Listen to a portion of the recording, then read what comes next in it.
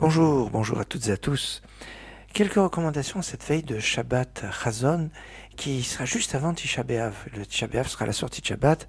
On s'arrangera pour faire une belle Seuda Shlishit, mais qui devra se terminer avant le coucher du soleil. Aucune notion de deuil, pas d'œuf dur, pas de lentilles, pas de ce qu'on a l'habitude de faire Seuda Mafseket, le dernier repas avant le jeûne, parce que c'est Shabbat, et Shabbat, pas de manifestation de deuil.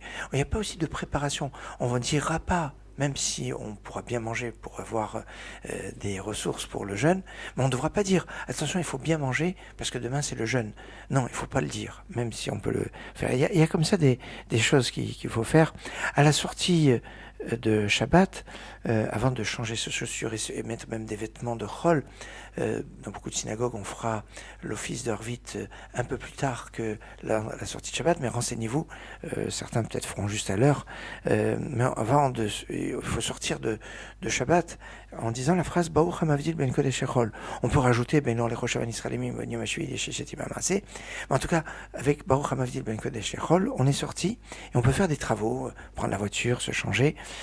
Tant qu'on n'a pas dit ça, on n'est pas sorti de Shabbat et donc ce serait un petit peu compliqué. On fait la bénédiction sur la flamme, c'est Boré Moresh qu'on fait en général dans le cadre de l'Havdalah. On la fera de toutes les façons samedi soir, parce que si on ne la fait pas dans la nuit de samedi à dimanche, on ne pourra pas la faire parce qu'elle marque l'anniversaire du moment où l'homme a eu la sagesse de taper de silex pour faire du feu. Et donc ça se fait systématiquement le soir, et c'est pas lié avec l'Havdalah qu'on ne fera pas samedi soir puisque c'est jeune.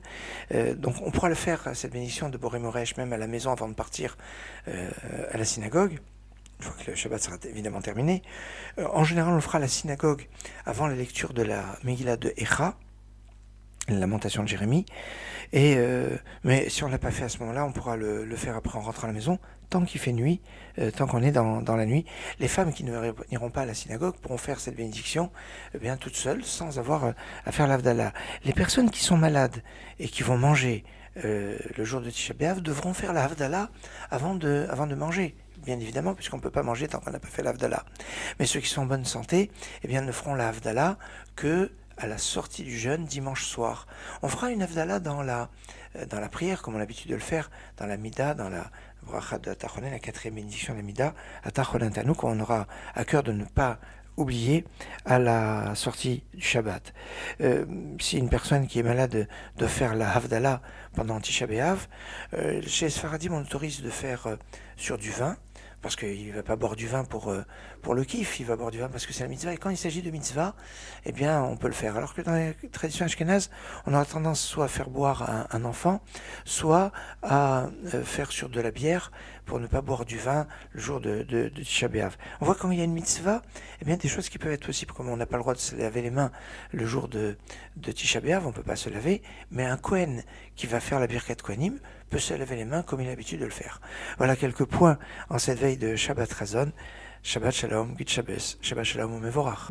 Menucha v'simcha or la Yehudim Yom Shabboson Yom Achmadim Shomra v'zochra v'ema mehidim Ki lishisha kol bruim v'yomdim Shemei shamayim eretz v'yamim Kol tzvam arom givoyim v'ramim Tanin v'yodam v'chayas riyamim Ki v'kol Hashem